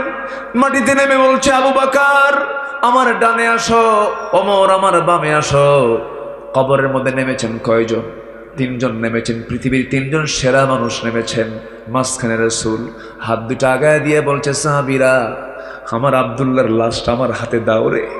এই আমার আব্দুল্লাহ দুনিয়া বেঁচে ঈমানটা রক্ষা করেছে। এই আব্দুল্লাহ দুনিয়ার সব মায়া ছেড়ে দিয়া আমার মায়া ধরেছে, আল্লাহর মায়া ধরেছে, আব্দুল্লাহকে আমার হাতে তুলে দাও। আব্দুল্লাহর লাশটা হাতের মধ্যে নিলেন, বললেন, আবু বকর মাথা ধরো, ওমর পা ধরো। কবরে শোয়া দিলেন। শোয়া দিয়া বুকের উপর হাত রেখে বলছে, আরশের মালিক আল্লাহ, আমার আব্দুল্লাহর উপরে এই সময় পর্যন্ত আমি সন্তুষ্ট আছি, তুমি আব্দুল্লাহকে মাফ করে দাও। পাশে থেকে একজন সাহাবী সাদ বিন আবি ওয়াক্কাস রাদিয়াল্লাহু তাআলা চিৎকার মেরে বলছে, আরে আমার পোড়া কপাল রে, আজকে জীবিত সাদ বিন আবি ওয়াক্কাস না হয়ে যদি মৃত সাদ বিন আবি ওয়াক্কাস হয়ে যদি ওই কবরের বাসিন্দা হতে পারতাম, জীবনটা ধন্য হতো। দুনিয়ার সবচেয়ে সেরা 3 জন মানুষ যার কবরে নামে, জোরে কোন সুবহানাল্লাহ, আল্লাহু আকবার বলেন। জীবনটাকে রঙিন করব ঈমান দিয়ে, জোরে বলি ইনশাআল্লাহ, জোরে বলি ইনশাআল্লাহ। কাঁদবো কার ভয়ে? কাঁদবো কার ভয়ে? আল্লাহ রাব্বুল আলামিন বলেন وَيَخِرُّونَ لِلْأَذْقَانِ يَبْكُونَ وَيَزِيدُهُمْ خُشُوعًا। জোরে বলুন আল্লাহু আকবার। নাম্বার 6 হলো মুমিনরা একে অপরের প্রতি বিনয়ের বাহু প্রসারিত করবে। اخفض جناحك لمن اتبعك من المؤمنين। জোরে বলুন আল্লাহু আকবার। পরস্পরে আমরা শত্রু হব না বন্ধু হব? বলেন, শত্রু হব না বন্ধু হব? বন্ধু হব। মুমিনরা শান্তি প্রতিষ্ঠাকারী হবে না অশান্তি প্রতিষ্ঠাকারী হবে? শান্তি প্রতিষ্ঠাকারী হবে। কষ্ট হচ্ছে মনে হয় নাকি? হ্যাঁ, আমি যে আয়াত বলতেছি বিরক্ত হচ্ছেন না তো? হ্যাঁ জি, আলহামদুলিল্লাহ। বিগত 16 বছর আয়াতবিহীন কিছু বক্তা বের হয়েছিল, ঠিক কিনা বলেন? মঞ্চে উঠেছিল, নাচানাচি করতো, আর ভেস্কি কেটে কেটে আলেমদের বিরুদ্ধে কথা বলতো। আল্লামা সৈয়দ কামালউদ্দিন জাফরির মতো ব্যক্তিকে নিয়ে বাজে কথা বলেছে। ওই যে ব্রাহ্মণবাড়ি আখাউড়ার কি জানি নাম ওর, ওই যে আছে না, খালি ডিজে গান টান গাইতো, ওই যে কি, হ্যাঁ বদমাই সেগুলো।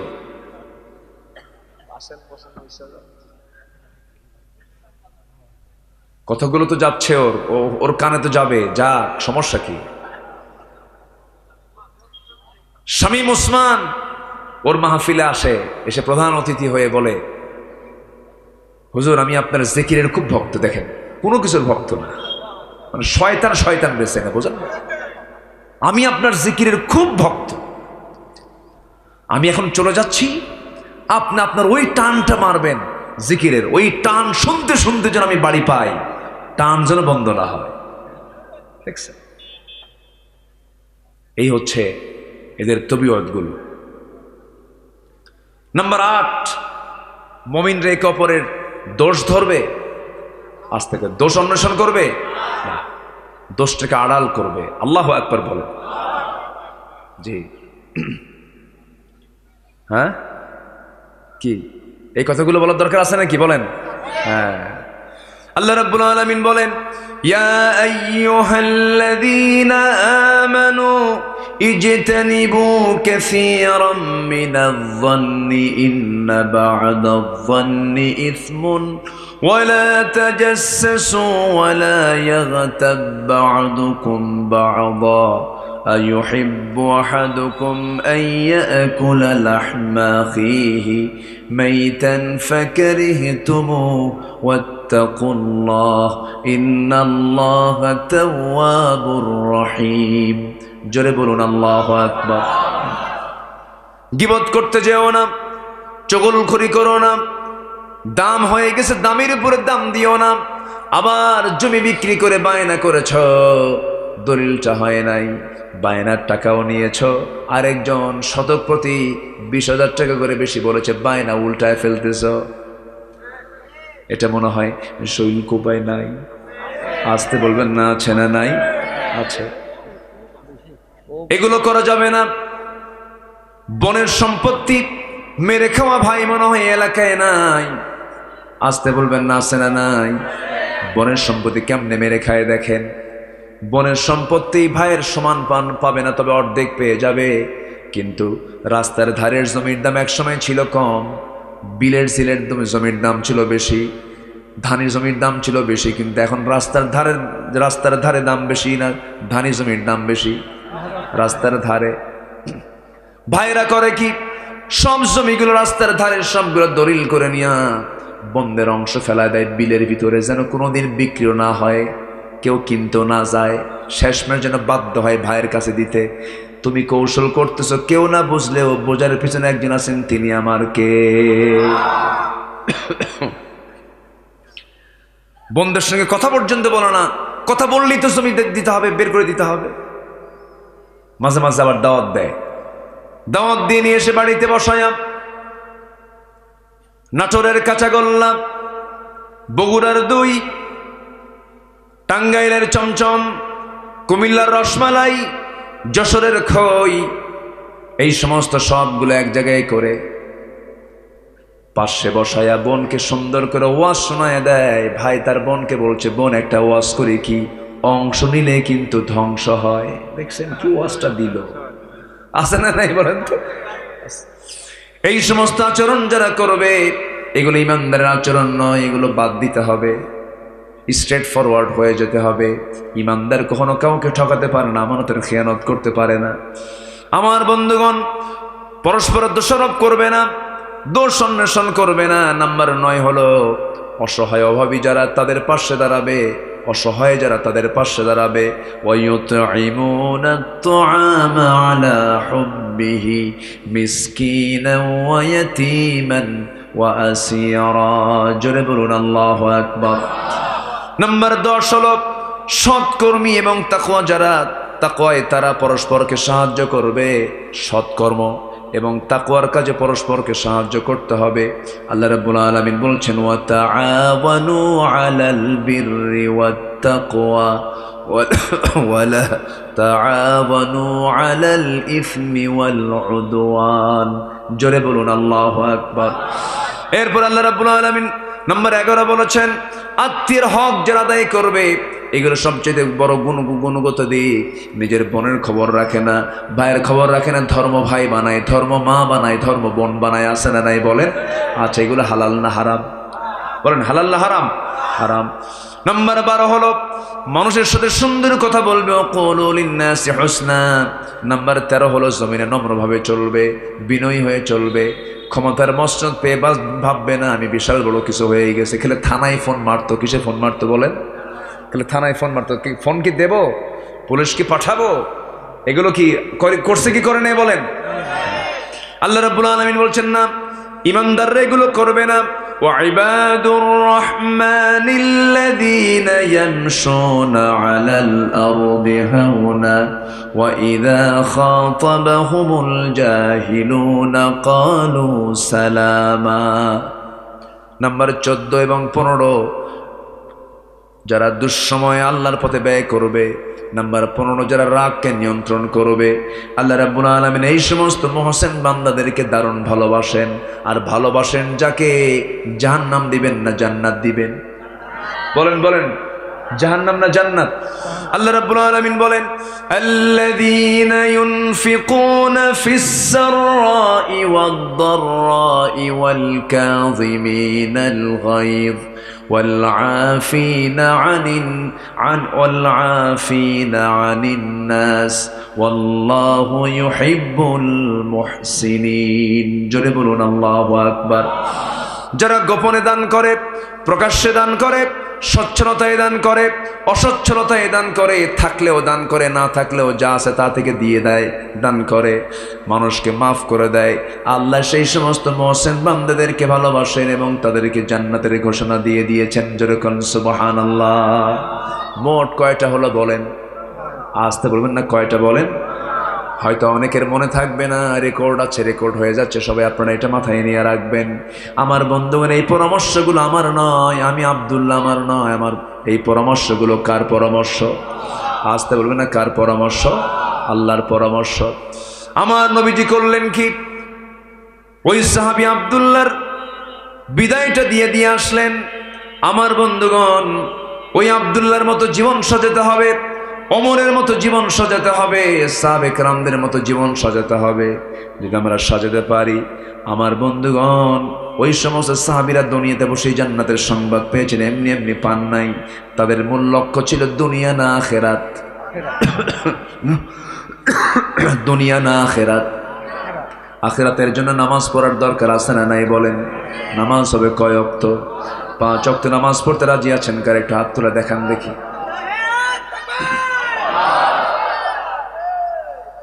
নামাজ পড়তে রাজি আছেন তো? চিৎকার মেরে বলি, ইয়া আল্লাহ, আমাদেরকে 5 ওয়াক্ত সালাত আদায় করার তৌফিক তুমি আল্লাহ দিয়ে দাও। জোরে বলি আমিন।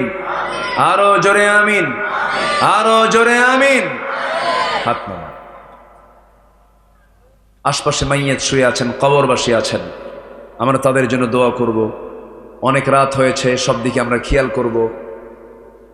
আসেন আমরা নামাজের মতো করে বসি। আমরা চাইবো কার কাছে? খুব মিষ্টি ভাষা, আপনার খুব ভালো লাগে ভাষাগুলো, অনেক সুন্দর। শিরিন অর্থাৎ সুইট ল্যাঙ্গুয়েজ আপনাদের, বলি আলহামদুলিল্লাহ, খুব ভালো, আলহামদুলিল্লাহ। আল্লাহ আপনাদের ভাষার মধ্যে বরকত দিয়েছেন, আল্লাহ আপনাদের কথার মধ্যে বরকত দিয়ে দেন। কথার মধ্যে বরকত হচ্ছে সত্য কথা যেন আসে মুখ থেকে, আল্লাহ কবুল করুন। জোরে বলি আল্লাহুম্মা আমিন। সম্মানিত ভাইয়েরা, ওমর ফারুক রাদিয়াল্লাহু আনহু, এটা তো বলা হয়েছেই, প্রায় হয়েই গেছে। সাইয়্যিদুনা ওমর ফারুক রাদিয়াল্লাহু তাআলা আনহু, বলবো কি শর্ট করে বলবো না লম্বা করে বলবো?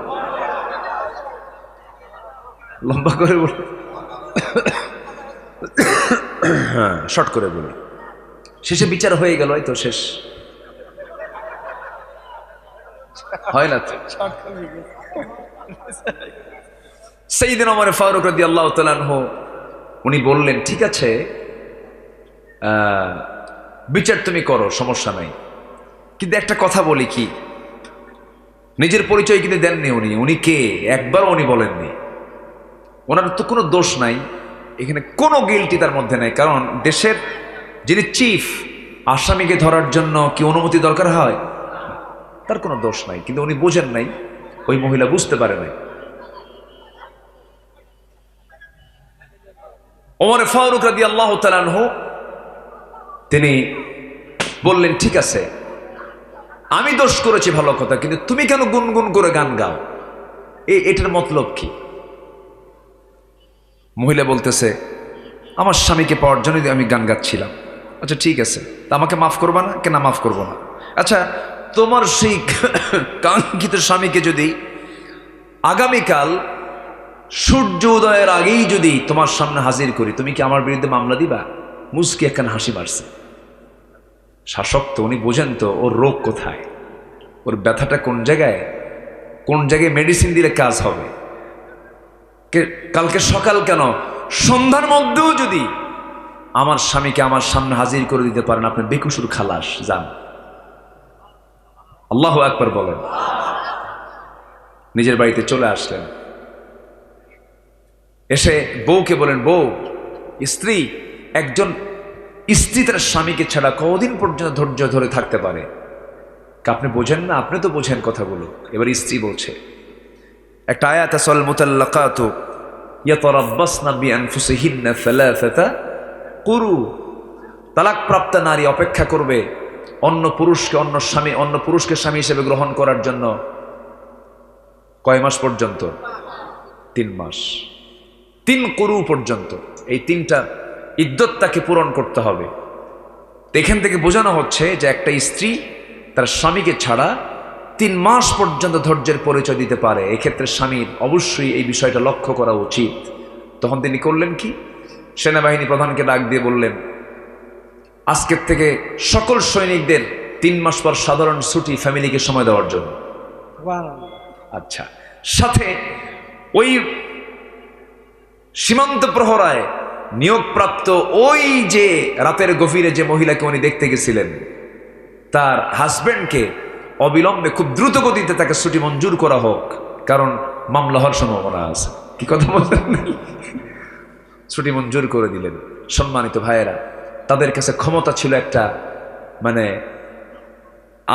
তাদের কাছে ক্ষমতা ছিল কি, তাদের নিজের মান সম্মান যশ খ্যাতি প্রতিষ্ঠার জন্য, না আমানত রক্ষার জন্য? আমানত রক্ষার জন্য। তারা আমানত মনে করেছেন। আল্লাহ তাআলা আমাদের সকল কিছুকে সাহাবে কেরামদের অনুকরণীয়, তাদের অনুসরণীয় হয়ে তাদের কাজগুলো আমরা যেন ফলো করতে পারি, তৌফিক সবাইকে দান করুন। জোরে বলি আল্লাহুম্মা আমিন। কোরআনের আলোকে 15টি সৌন্দর্য, মানুষের চারিত্রিক সৌন্দর্য, এই 15টি চারিত্রিক সৌন্দর্য আল্লাহ তাআলা আমাদের ভিতরে উপস্থিত করে দেন। সবাই বলি সুবহানাকা আল্লাহুম্মা ওয়া বিহামদিকা আশহাদু আল্লা ইলাহা ইল্লা আনতা আস্তাগফিরুকা ওয়া আতুবু ইলাইকা। চিৎকার মেরে বলি, ইয়া আল্লাহ, আমার জীবনের সাগীরা কবীরা, ছোট বড় সব গুনাহ তুমি আল্লাহ মাফ করে দাও। জোরে বলুন, ইয়া রাব্বাল আলামিন, ইয়া রাব্বাল আলামিন। রব্বানা যালামনা أنفسنا وإن لم تغفر لنا وترحمنا لنكونن من الخاسرين لا تزغ قلوبنا بعد إذ هديتنا وهب لنا من لدنك رحمة إنك أنت الوهاب গভীর রাত নিঝুম রাত ঝিমানো রাত্রিতে হাজারো মুসলমান নরনারী নিয়ে তোমার কালামের দু তিনটা আয়াতকে সামনে রেখে তোমার পরামর্শ তুমি বলে দিয়েছো চারিত্রিক সৌন্দর্য কেমন করে আনতে হয় 15টি বিষয়ের উপরে যৎকিঞ্চিত কিছু কথা বলেছি তোমার নবীর জীবন থেকে কিছু কথা শুনিয়েছি তোমার পছন্দের বান্দা সাহাবে কেরামদের জীবন থেকে কিছু আলোচনা করেছি শেষান্তে সে দুটো হাত তোমার দরবারে পেতে আছি গুনার দিকে নজর দিও না বান্দা মনে করে তামাম জিন্দেগির গুনাহগুলোকে তুমি আল্লাহ আমাদের মাফ করে দাও জনম দুঃখিনী মা জনম দুঃখী বাপ যারা চলে গেলেন জিন্দেগির গুনাহগুলো মাফ করো কবরগুলোকে জান্নাতের টুকরা বানায়া দাও রব্বিরহামহুমা কামা রব্বায়ানি সগীরা আহারে এই যে আমার এখানে মাহফিল শুনতেছি আমরা পাশে কবরবাসী শুয়ে আছেন কারো বাবা গেছে কারো মা গেছে কারো ভাই গেছে বোন গেছে আত্মীয় স্বজন চলে গেছে আল্লাহ তোমার কাছে ফরিয়াদ করি কবরবাসীর সমস্ত আযাব মাফ করে দাও ইমানি হারাতের কবরস্থানগুলোকে তুমি আল্লাহ জান্নাতের টুকরা বানায়া দাও আয় আল্লাহ তাআলা বিশেষ করে মাহফিলটার আয়োজন যারা করলেন শোনার জন্য কষ্ট করে যারা আসলেন বিনিময়ে কিয়ামতের কঠিন ময়দান যেদিন কেউ কাউকে চিনবে না এমনকি মা সন্তানকে পর্যন্ত স্বীকার করে বসবে যেদিন মানুষ কাঁদতে কাঁদতে চোখের পানিগুলো ফুরে যাবে চোখ থেকে রক্ত বের হওয়া শুরু হয়ে যাবে সেই কঠিন মুসিবতের দিন এই মাহফিল সবার জন্য নাজাতের মাধ্যম বানায় দিও আল্লাহ আল্লাহ তোমার বান্দাগুলোকে নিয়ে এমন সময় হাত তুলেছি ফিলিস্তিন শেষ হয়ে যাচ্ছে ফিলিস্তিনের বাচ্চাগুলো না খেয়ে মারা যাচ্ছে তোমার বাইতুল আকসা তুমি আল্লাহ মুসলমানদের হাতে তুলে দাও এই ক্রান্তি লগ্নে 180 কোটি মুসলমানের জন্য তুমি একটা ওমর পাঠাইয়া দাও